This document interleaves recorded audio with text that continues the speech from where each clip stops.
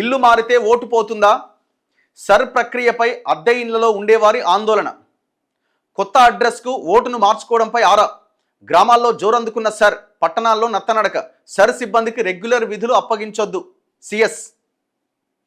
So ఇప్పుడు ఈ election voter జాబితా ప్రక్రియ కొనసాగుతున్నది, సవరణ ప్రక్రియ.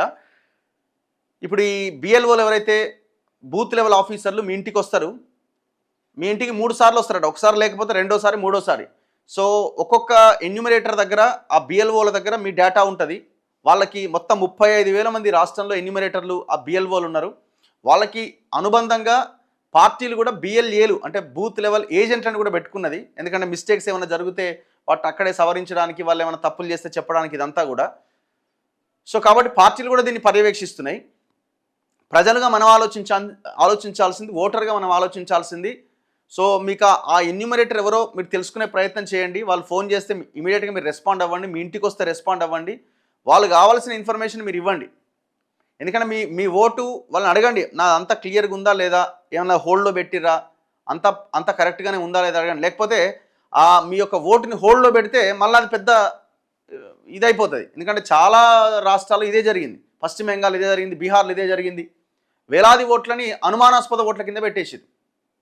సో కాబట్టి మీరు చెక్ చేసుకోండి. వాళ్ళకి వేళ మీది పేరు తప్పు ఉంది అంటే మీరు వాళ్ళకి ఎక్స్ప్లెయిన్ చేసే ప్రయత్నం చేయండి. సో ఆ బిఎల్ఓలు వచ్చినప్పుడే మీరు ఆ పని కంప్లీట్ చేసుకోండి. మళ్ళీ మీరు first time, second time, third time కూడా లేరనుకోండి, మీ ఓటు లేదనే చూపిస్తారన్న, తీసేస్తారు ఆ ఓటుని. ఇగో అయితే ఈ రెంటుకున్న వాళ్ళు ఇబ్బంది పడుతున్నారట. ఇల్లు మారితే ఓటు పోతుందా? సర్ ప్రక్రియ పైన అద్దె ఇళ్లలో ఉండేవారి ఆందోళన. కొత్త అడ్రస్కు ఓటును మార్చుకోవడంపై ఆరా. గ్రామాల్లో జోరందుకున్న సర్, పట్టణాల్లో నత్తనడకన. సర్ సిబ్బందికి రెగ్యులర్ విధులు అప్పగించొద్దు ప్రభుత్వ ప్రధాన కార్యదర్శి. సో ఈ సర్ కోసం పనిచేసే ఉద్యోగులకి వేరే విధులు అప్పగించొద్దన్నది ప్రభుత్వమే డైరెక్ట్ జీవో ఇచ్చింది, గైడ్ లైన్స్ ఉన్నాయి. వేరే దాంట్లో అసలు వాళ్ళు వేరే విధుల్లో ఉండకూడదు. పాత చిరునామాలో ఓటు ఉంటే ప్రస్తుతం మారిన ఇంటి వద్ద బిఎల్ఓలు ఎన్యూమరేషన్ ఫారం ఇస్తారా? నీ ఓటు ఎన్నో వేరే ఏరియాలో ఉన్నది, నువ్వు వచ్చి ఇక్కడ రెంటుకుంటున్నావు, మరి నీ సంగతి ఏంది అంటే, ప్రస్తుతం ఓటరు నివసిస్తున్న చిరునామాలోనే బిఎల్ఓలు సర్వే సమయంలో ఫారం అందజేస్తారు. పాత చిరునామాలో ఓటు ఉన్నప్పటికీ ఇప్పుడు శాశ్వతంగా లేదంటే సాధారణ నివాసిగా కొత్త చిరునామాలో కనుక ఉంటే అక్కడే వివరాలు నమోదు చేసుకోవచ్చు. ఇప్పుడు మీరు మారిర్రు ఇల్లు, అక్కడి నుంచి వదిలేసి ఇక్కడ వచ్చినారు, అక్కడ ఓటు క్యాన్సిల్ చేసుకొని ఆ ఓటుని ఇక్కడికి ఎక్స్చేంజ్ చేసుకోవచ్చు, అంటే చేంజ్ చేసుకోవచ్చు. ఒకవేళ మీరు ఓటేళ్ళు మీకు లేకపోతే ఇమీడియట్గా కొత్త ఓటు కింద నమోదు చేసుకోవచ్చు. ప్రతిదీ అక్కడ పాసిబుల్ అవుతుంది. సో మీ ఓటు ఎక్కడో ఉన్నది, మీరు అక్కడికి వెళ్ళి ఓటేస్తున్నారు, ఇక్కడికి మార్చుకోవాలనుకుంటున్నారు, మార్చుకోండి. లేదు మీరు అక్కడే ఉండాలనుకుంటున్నారు, అక్కడే ఓటు ఉండాలనుకుంటున్నారు, మీరు అక్కడికి వెళ్ళి వివరాలు నమోదు చేయించండి. బతుకు తెరువు కోసం పట్టణాలు, నగరాలకు వచ్చి అద్దె ఇళ్లలో ఉంటున్న ప్రజలకు ఇప్పుడు సర్భయం పట్టుకుంది. ముఖ్యంగా గతంలో ఒక ఇంట్లో అద్దెకుండి అక్కడే ఓటు పొందిన వారు ఇప్పుడు ఆ చిరునామాలో లేకపోతే తమ ఓటు ఉంటుందా, తీసేస్తారా అనే సందేహంతో ఆందోళన చెందుతున్నారు. కొత్త ఇంటి చిరునామాకు సంబంధించిన రుజువు పత్రాలు లేకుంటే ఏం చేయాలి అని ప్రశ్నిస్తున్నారు. ఇలా అద్దె ఇళ్లలో ఉండి అడ్రస్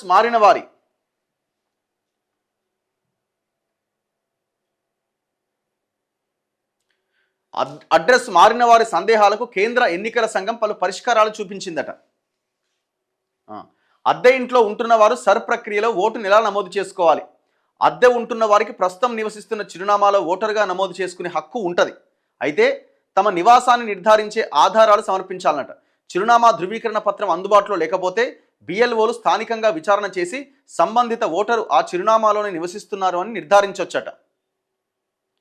లేదంటే మీరు ఏదైనా అగ్రిమెంట్ ఓనర్తో చేసుకుంటారు కదా, అదన్నా చూపించాల్సి వస్తుందేమో.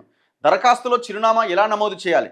ప్రస్తుతం నివసిస్తున్న అద్దె ఇంటి పూర్తి చిరునామాను నమోదు చేయాలి. ఆధార్ కార్డ్, ఇతర పత్రాల్లో ఉన్న చిరునామాతో వీలైనంత వరకు సరిపోలేలా ఉండాలి. అద్దె ఇంట్లో ఉండేవారు ఫామ్ 8 సమర్పించాల్సి ఉంటుంది. Aadhaar card, ration card, post office passbook, ప్రభుత్వం జారీ చేసిన చిరునామా పత్రాలు, ఇంటి అద్దె ఒప్పంద పత్రం, ఇంటి యజమాని ఇచ్చిన నివాస ధృవీకరణ పత్రం, విద్యుత్ బిల్లు, నీటి బిల్లు, గ్యాస్ కనెక్షన్ పత్రం, బ్యాంకు పాస్బుక్, బ్యాంక్ అకౌంట్ స్టేట్మెంట్లోని చిరునామా వివరాలు ధృవీకరణగా సమర్పించవచ్చు.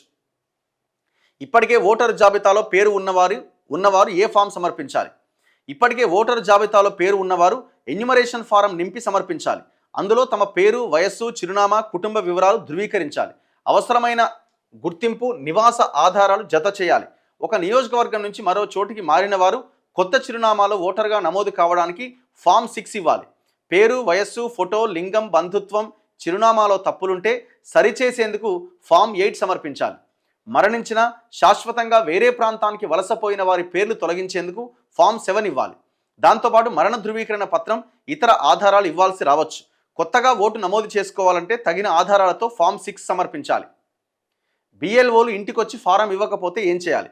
సంబంధిత బిఎల్ఓలు, ఈఆర్ఓ, ఏఈఆర్ఓలు కార్యాలయాన్ని సంప్రదించి ఫారం ఇవ్వచ్చు. ఎన్నికల సంఘం అందుబాటులో ఉంచిన ఆన్లైన్ విధానాన్ని కూడా ఉపయోగించుకోవచ్చు. సర్ ప్రక్రియలో ఆధార్ కార్డు తప్పనిసరిగా ఉండాలన్నా? ఆధార్ ఒక గుర్తింపు పత్రం అయినప్పటికీ అది ఒక్కటే ఆధారం కాదు. ఎన్నికల సంఘం సూచించిన ఇతర గుర్తింపు, వయస్సు, నివాస ఆధారాలు కూడా ఇవ్వచ్చట. సో ఇట్లా మీకున్న సందేహాలు ఆ బిఎల్ఓలతో షేర్ చేసుకోండి. ఆ ఓటు పోకుండా చూసుకోండి. ఎందుకంటే చాలా జాగ్రత్తగా ఉండాలి. మీరు ఏదైనా ఫామ్ ఏదైనా సబ్మిట్ చేయండి అంటే అది లేదు, తర్వాత వెనక ముందు అన్నారు అనుకోండి, మీ ఓటు గల్లంత అవుతుంది. మళ్ళీ అది పెద్ద ఇది అవుతుంది. సో కాబట్టి చాలా జాగ్రత్తగా ఉండండి. మీ ఓటు పోకుండా చూసుకోండి.